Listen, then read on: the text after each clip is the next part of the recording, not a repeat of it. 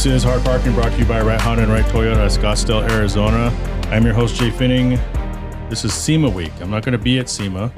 I mean, I may go to SEMA at some point this week, but I think a lot of people think that it's just one of those things that anyone can go to, and traditionally not just anyone can go. It's actually a trade show, a vendor show. You have to have credentials up the wazoo, but people do pass badges back and forth sometimes. But this year it's going to be different. Sitting in front of me is a dear friend of mine, professional photographer, shot my car many times. I try to feed him when I'm able to, except for today he had to buy his own food. Danny. That barbecue was fantastic, though, worth every penny. Yeah, so we just went to Caldwell, which is my favorite place to take people. They don't sponsor the podcast. They don't know about the podcast. But I still give them a shout out because their food is good. So you're going to leave. So we're recording this on a Friday the 28th. When do you head out? The plan is to head out there Monday, like early Monday. And then I'm going to be there through the week. Doesn't probably have a shoot schedule yet? No, but I am booked pretty solid for 3 out of the 4 days. Do you know what your plans are going to be while you're out there at all? Anything? Like how much do you know for advance? And how much of this is, like, do you get to do anything independent? Or is it kind of, you know, you have... I do have a lot of independent shoots scheduled. Yeah. Outside of show hours to make that feasible, which is why I'm going to be there a little bit after SEMA's over to shoot some of the booth cars that will be there. Okay. But I have a whole list of cars that I'll be needing to shoot that are in the show while the show is going on. So I'll probably be there after hours once all the vendors and everything are gone. I'll go in and do my shots and get all that done for my clients. Is this the first time you've been on since, I'm going to say 2019? Yeah, SEMA? 2019 was the last time. I was making fun of Vanilla Ice. Uh-huh. Yeah, that's the one. Yeah. Yeah. What's his name? Robbie Van Winkle. Rob Van Winkle, yeah. Rob Van Winkle, what a name. I did see Liberty Walk is cutting up an F40. What are your thoughts about that? I like blasphemous automotive stuff. So if you're going to take something that a brand who is so sensitive Ferrari about anything they build that they'll send you cease and desist for changing a color, if you're going to chop that up and make a cool body kit out of it, I'm all for it. Interesting timing. And it could have been clickbait because there's a lot of clickbait. But I think Amelia Hartford got a cease and desist for her 458. Oh, really? Yeah, I think she funny. posted something like they gave me a cease and desist, or they told me, or something like that. And I didn't watch the whole video. I just kind of scrolled through it for half a second till I realized it might be clickbait. But the comments on her YouTube thread, and then most comments are filled with people who haven't even watched the fucking video to begin with. That tends to be pretty common. Yeah, the comments were basically like, you shouldn't do so much to your car if you're not going to this, you're not going to that. And she's still rolling in the dough laughing. But I know that Deadmau5 had one at some point. Yeah, so he got a cease and desist for doing the rap that he did. Right, the Nyan Cat. Yeah. Rap. And for some reason, everybody loved the car. They loved the rap, but Ferrari wasn't happy about it. And at this point, with how their F1 stuff is going, they need all the publicity they can get. So they shouldn't be taxing people on how they treat their cars when they've already paid for them. It's a weird thing, though. So what is it like? Hey, cease and desist, or you're never going to be able to buy. No, like, they can't take their own car away. I think it is just barring them from ever owning another Ferrari. Yeah. So, I mean, as you know, there have been a lot of Liberty Walk Ferrari kits. Right. Like the 458, when that was released, was huge. I don't remember hearing about any cease and desist for that. It was it's either red or like sky blue or something. The sky blue one was at SEMA. Yeah. That's the one someone ran into. Yes. That is the one that got destroyed. Yeah. But I think they did it in a couple different colors. I've seen a bunch of the kits. And then even when I was shooting stuff for Liberty Walk in April, around the time of Formula Drift, there was a 488 with a Liberty Walk kit. It was gorgeous. Yeah, it seems kind of petty and weird for them to do that. But so you're kind of for the blasphemous stuff.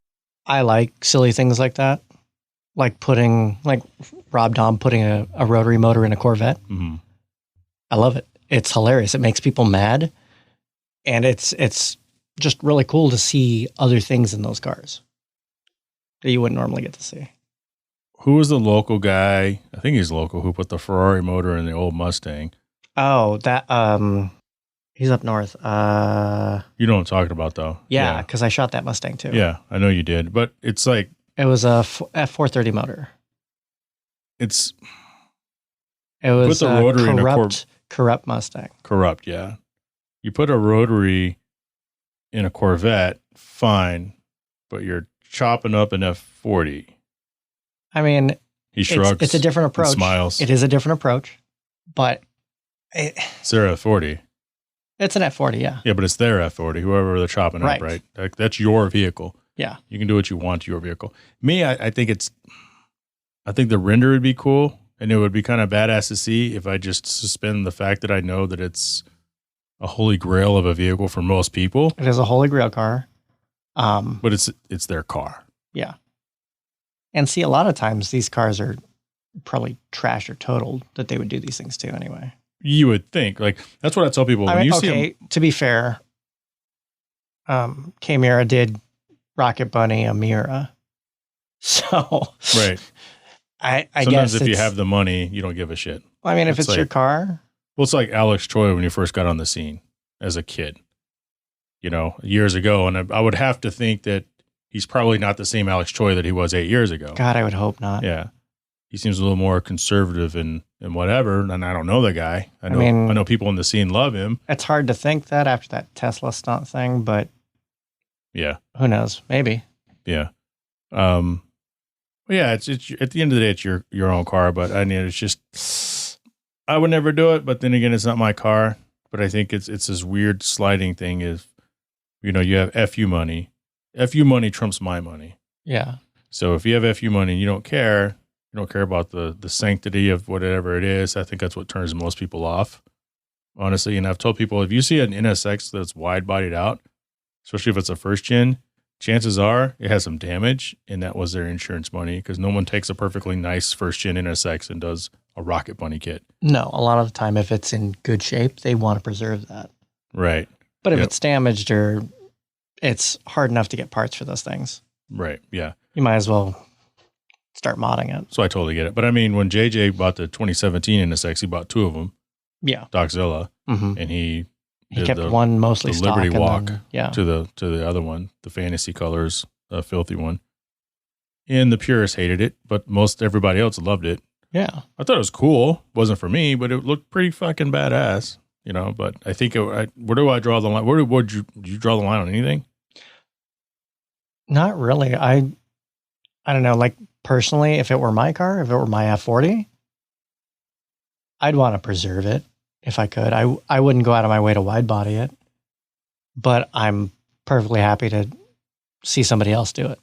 Would you be excited to see like a wide body Rocket Bunnied out or Liberty walked out McLaren F1? That'd be kind of interesting to see. I'm curious what that would look like. Ask John Sabal. He can do it for you. That's true. Or Keisel. Keisel has some pretty... Is it the Kaizen or whatever? The Kaiser, yeah. Yeah, I used to follow him. I really don't follow him anymore, but he's got some really cool stuff. Oh, it's the Kaiser. Gorgeous. Yeah. Kyza, I think. Yep. Yeah. Well, that sounds good. We'll catch up to you later this week from SEMA, if you have time, when you're editing in your room one night. I'll make some time. And we'll continue the show after this word from 4 Wheel Online. Jhae Pfenning here, and I want to tell you guys about 4 Wheel Online.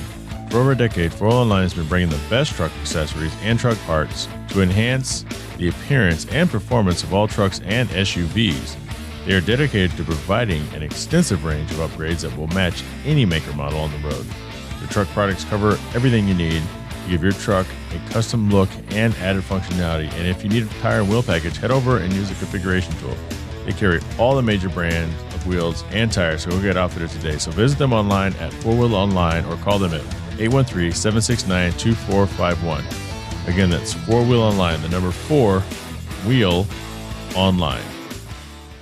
So as Danny Nikkhoo was in studio, we're going to try to catch up to him this week at SEMA, of course. Also, have a few things I need to say about the Hyundai. A few episodes ago, we were talking about in the car news section, the guy who got pulled over, video went viral, got a ticket for loud exhaust, track mode, all that good yada yada. I want to walk a few things back just a little bit on the car news segment. Also have not told you too much about what's going on in my life. The feedback has been that Sometimes you just like to know just some random stuff that's going on in my life. So we've done a lot of remodeling, and I'm still having this tug of war with my wife about redoing the driveway approach. The driveway apron is what it's called. So this is basically the ramp to get into your driveway. We have the rolled curbs a lot here in the Southwest United States because the drainage is non-existent. The ground is super hard. The water needs somewhere to go. Therefore, we don't have a typical sewer system. I grew up in Texas, and you would have drain systems every once in a while, like every, 50, 100 feet. You could see where the water would drain underneath the street into the sewers, the stone sewers, and out to a little creek bed. We don't really have that stuff here. So we all have those rolled driveways. And for people that have low vehicles, you don't even have to lower your vehicle. You could just have a low vehicle, like a sports car, and you will scrape the bottom of your car. Obviously, a huge problem with the Type S. Bottom clip is about $8,000. It is gloss carbon fiber. I did buy a little scrape shield, $700. A lot of money, haven't put it on yet. But my wife and I, we kind of went back and forth because we spent all this money on the house. And it's, props to her. Good additions. They look nice, but they weren't always necessary. Sometimes things aren't always necessary, even though you want it. When they want it, it's for the house. When you want it, it's just for you. Therefore, it doesn't matter. So after we did the last major remodel, I said, you know what? No more money on the house until I get my driveway. Okay. I want to do the backyard. Let's take out another mortgage or let's do whatever. I don't know how that stuff works. Basically, end up taking out a lot more money or have money to use. We're going to redo the backyard. I sign all the paperwork. I bring it up. I don't want to spend the money. It just seems like a waste of money. It's not a waste of money. So it looks like I'm continuing to lose that battle. But I say all that to say this. This is how crazy my life can be sometimes. We have a tree. When we first moved in here, we had 1, 2, 3 lemon trees. Why someone would plant 3 lemon trees? Well, 2 lemon trees. No, we had 3 lemon trees in like this weird orange tree. And I say weird because the oranges never got that big. And then when they were ripe, they were like rock hard. You cut them open, super sweet, still super weird. They were green most often. And then you're thinking, oh, that's a cocktail tree. Well, I researched, and cocktail trees really aren't a thing. It's just kind of one of those things that, so if you plant an orange and a lemon together, the thought is that the roots will intermingle. And then you come up with this fruit that somewhat resembles a lemon and resembles an orange. Not really a thing. Anyway, so now we're down to that orange tree, and then we have 1 lemon tree left because 2 of them are dead. This one looks like it's dying. This one's in bad shape. We want to redo the backyard. It's kind of one of those deals where it's like, not sure if we should keep this thing or we should just get rid of it and plant something else. So my mother-in-law has grown emotionally attached to this lemon tree. When asked about the lemon tree, apparently she thinks I poisoned the tree. Why would I poison a lemon tree in my yard? And then when my wife told her she was nuts, then she said the neighbor poisoned the tree because the neighbor doesn't like the lemons growing in their yard. Why would my neighbor poison the tree? I get along with them. They're good peeps. And by the way, the part of the tree that's still growing just happens to be growing over on their yard. You think that would be the part that would be dead. But so my mother-in-law, she does this thing. Like I take her to church. I take her to Bible study, pick her up. Take her to church on Sundays, pick her up 90% of the time. So almost all the time. She damn near choked like 3 weeks ago. I was home, thank God. Everybody else standing around didn't know what to do. I fixed her. She's still alive today. I was thinking to myself, wow, finally, maybe now she will stop accusing me of stuff.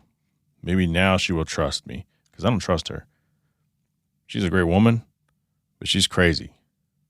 And I've said this. If I could fall off a cliff and nobody would know about it, I'm not sure she would rescue me if she could. Or she would think about it so long to where when she finally decided to, it'd be too late and I'd be dead. Harsh thing to say. People laugh, but people know. But it's this thing where it's like I did the bathroom. I did the recaulking of the tub, and I'm not a handyman. My wife makes me build all this shit to save money. And I'm not any good at it. So I do this stuff, and then I get yelled at when it's not perfect. And it's kind of funny. So anyway, my mother-in-law does this thing where the bathtub needs to be done. Okay, Ma, I got it. I do the caulking. I'm not very good at it. Spill a little, plan to clean it up. So instead of, she complains to my wife, then my wife complains to me. Then she spends all this time cleaning it herself when I don't get around to it. Then my wife yells at me, "Do you not know what you're doing? It looks like a 3-year-old did it." And I'm sitting there thinking, like, we've tried to hire handy people. This is too small of a project. They're not going to do it. But my mother-in-law does this thing where she talks about me, but in Spanish. And she'll be the first person to tell you she doesn't like talking behind people's back. It's rude. She wants to say something, she'll say it to your face. Yet I know she sits there and talks about me in front of me in Spanish. Is that crazy to anybody else? God bless the woman, but Jesus. Anyway, I told my wife, I said, fuck it, don't worry about it. Get rid of the tree. We'll get a new one. She'll get over it. My wife said, I don't think she's going to get over this one. No. She'll get over this one too. But I was out there cutting the yard and looking at the tree, and we had some guy come by and said, that's not a lemon tree. That's a something lime, he called it. Cocktail lime tree or something. I said, man, it's not a fuck. That thing has been crapping lemons, baseball-sized lemons for the last 9 years. You're telling me it's a fucking lime tree? Get the fuck out of here right now. It looks like a lime tree. Because when lemons grow, they stay green until they're mature enough, then they turn yellow. And then a month or two later, they're ready to pick. I don't think we're going to have 100 of them. I think when we moved in, we had like 400 or 500. We had so much. My mother-in-law would take them, and she would squeeze the shit out of them and collect all the pulp in these bags. It looked like we had giant bags of plasma with fibers in them, and it would literally fill up the whole like every freezer we had in the house was just full of this pure lemon juice. Crazy. So anyway, that's that crazy update. So I have Hard Parking Pod. So I finally opened the website over NS Expo weekend, and hardparkingpod.com. Finally just opened the store. You guys can get your merch there. That's where I'm going to send you. So if you want hard parking merch, get out of the store. Coming up in a few moments, we have Nate Smith. Guys, if you remember Nate Smith USA, he was on here last year. Won an award at SEMA. Goes to SEMA every year. Works for Fox Factory. Does a lot of stuff. So he's got some exciting things to show us this year. And hopefully we can catch up with him later on this week as well. And working on a few other interviews for you guys.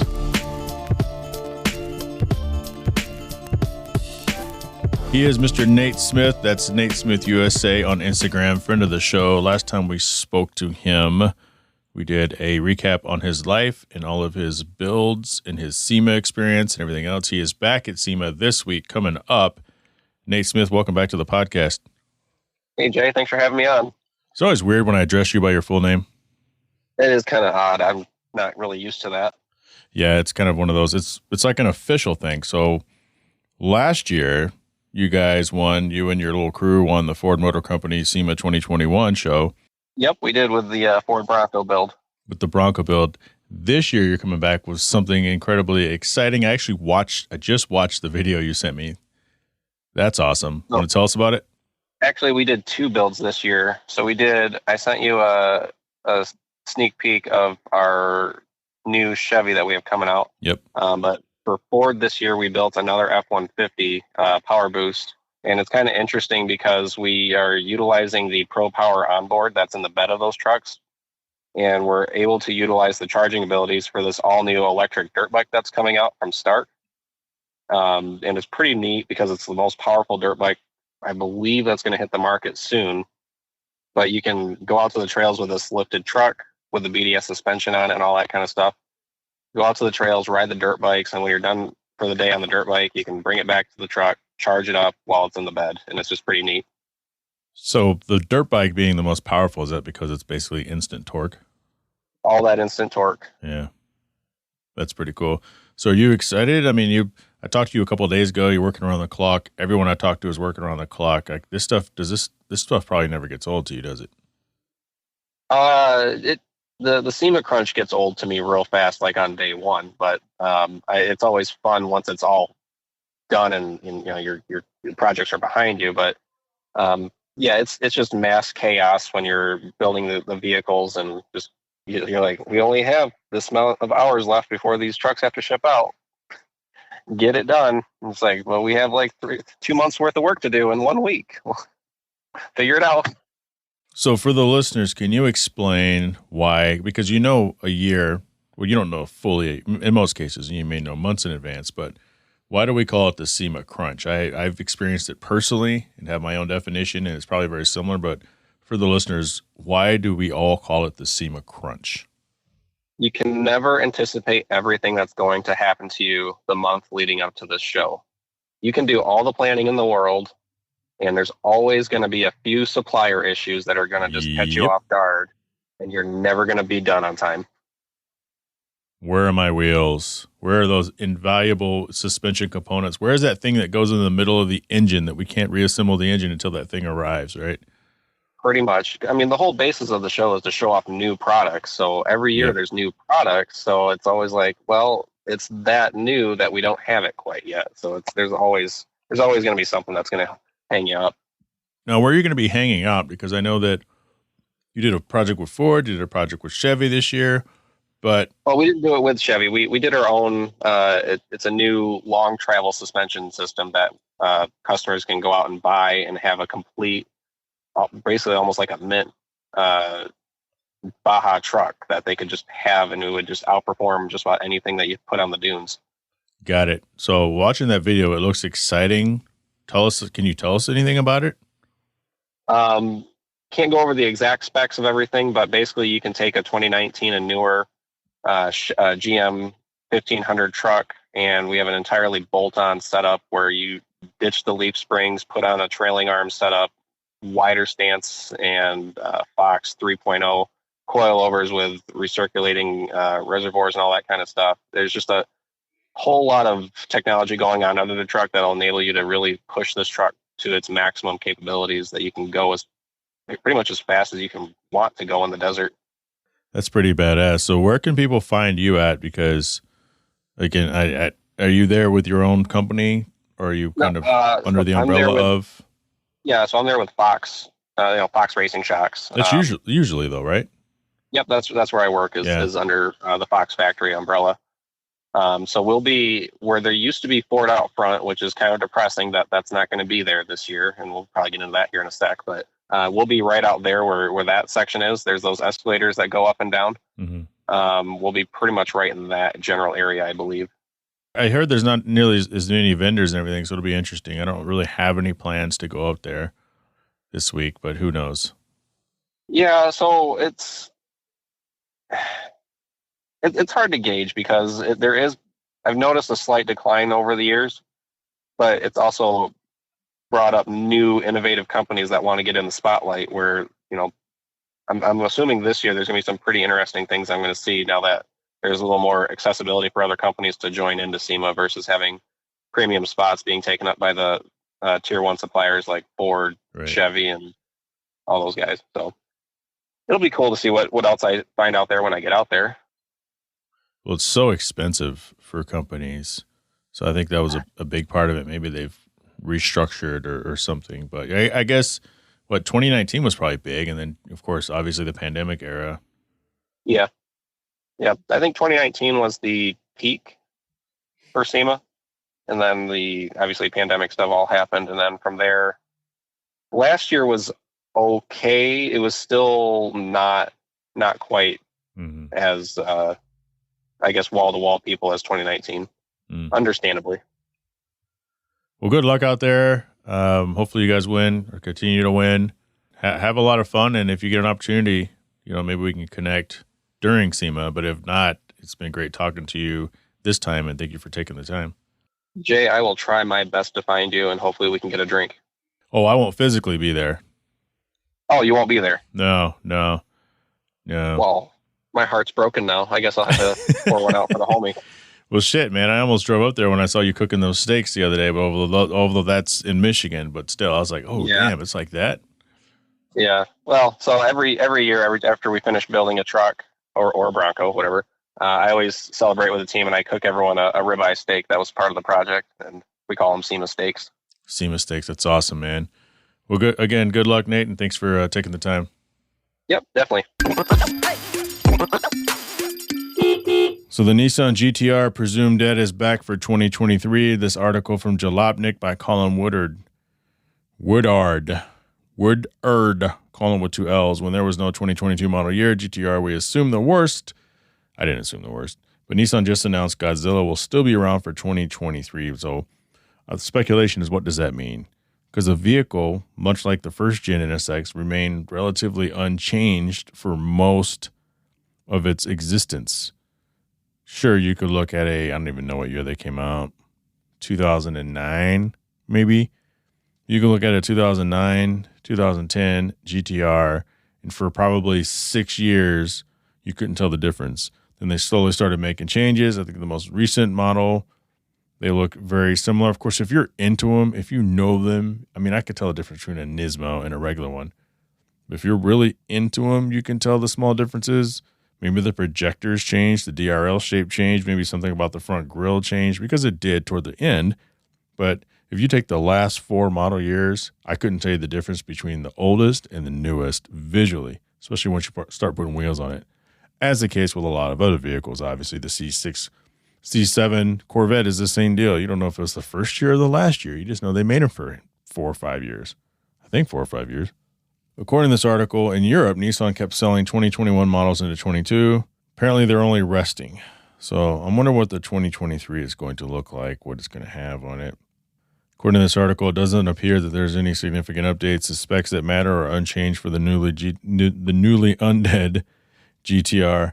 The base version gets 565 horsepower and 467 pound of torque.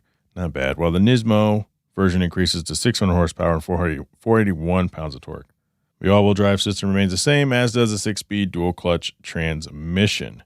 As far as pricing goes, the regular GTR costs $114,000, not including destination, and the Nismo will run you $210,000.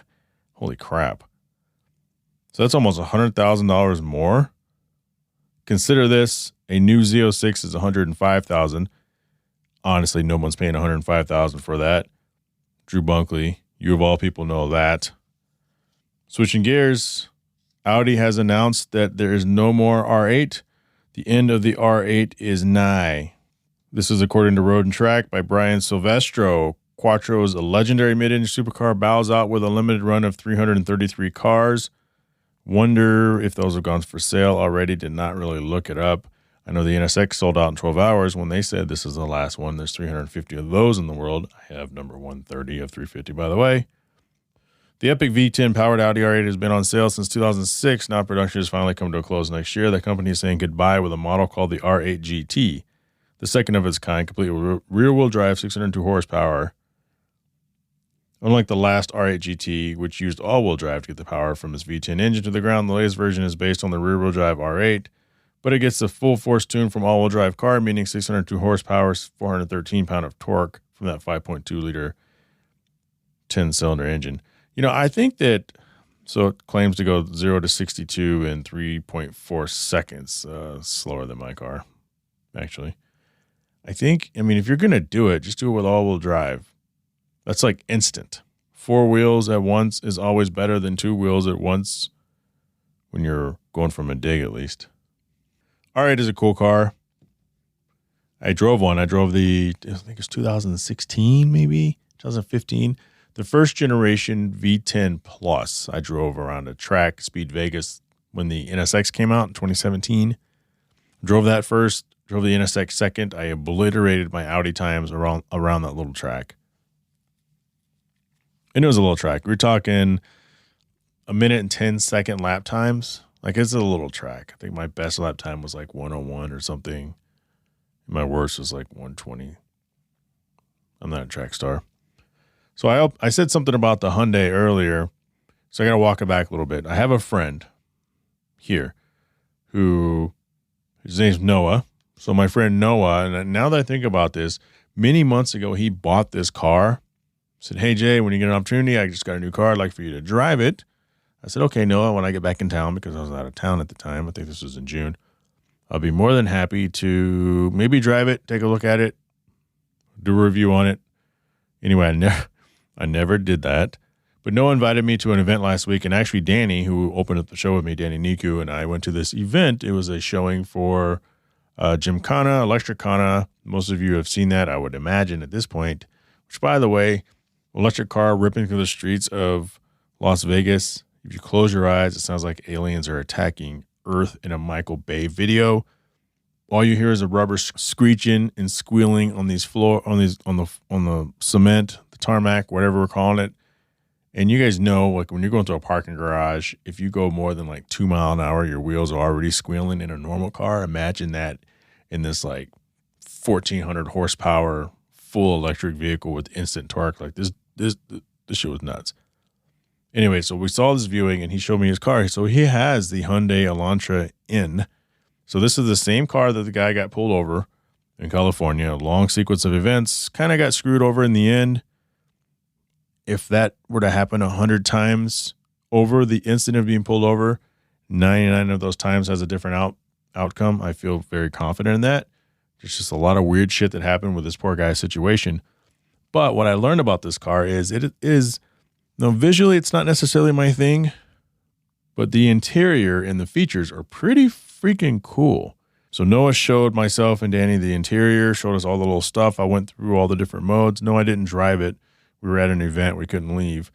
But it's an impressive little machine. Would I want one? Probably not. But I do have a lot more respect. And not that I didn't like Hyundai. This is their era. Like everything they make is pretty cool, pretty high quality. This thing has like light up seats and this full like party mode dash. And it's got all the different modes. It's got so many modes. The thing that I walked away knowing is that nobody buys that car without knowing exactly what they're buying. So this whole video where this guy's like, the cop's like, oh, are you in track mode? Yes, I was. You know you can't drive around in that? No, sir, I did not know that. Bullshit. No one buys that car. That's like saying, oh, I just happened to buy this Civic Type R, but I had no idea it was any different than the regular Civic. Yeah, nobody buys a Type R Civic without knowing exactly what it is they're buying. Same thing with the Veloster N, the Elantra N. I'm not saying this guy got what came to him.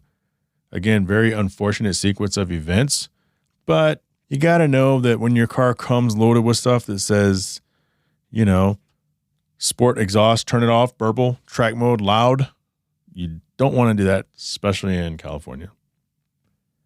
But apologies to you Hyundai people out there. I do like some Hyundais. I always have, but that Elantra N is it's a pretty cool vehicle. And that is a car news. I want to thank Danny Nikkhoo for stopping by the studio. He actually left his sunglasses in my car, and I said, you know what? You can come get them. We can go have barbecue, and then you can come to my studio, and we can record an opening, kind of a SEMA preview. Also, thanks to Nate Smith for taking time out of his busy day. We're going to check in with both of them this week, plus a couple other people this next week talking about SEMA. If you haven't listened to the most recent episode with Miss L. Victoria, Heels and Clutch, check it out.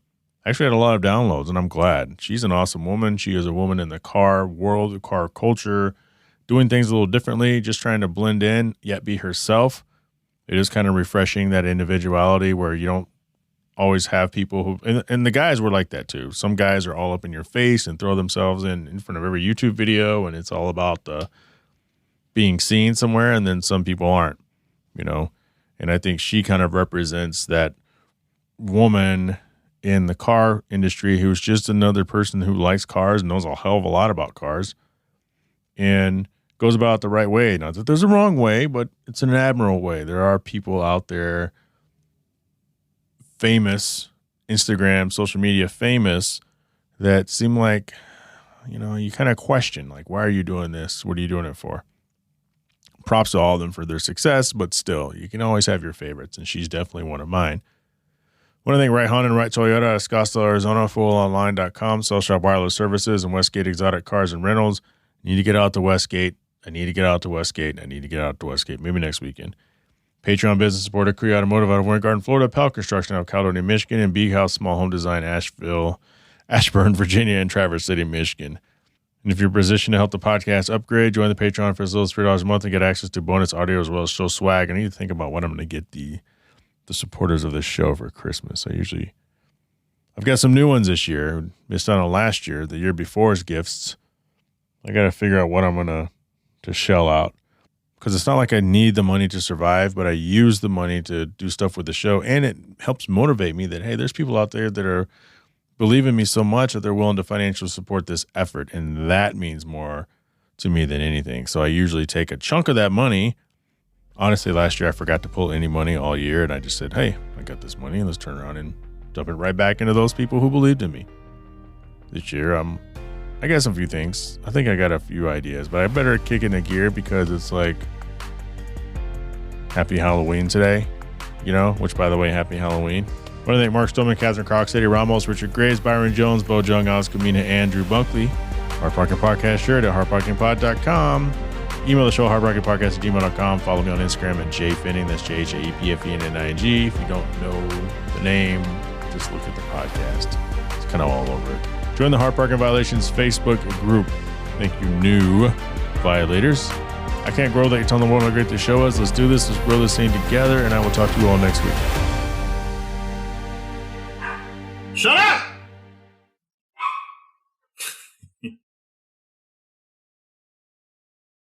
Now it's stripping time. Ain't nobody got time for that.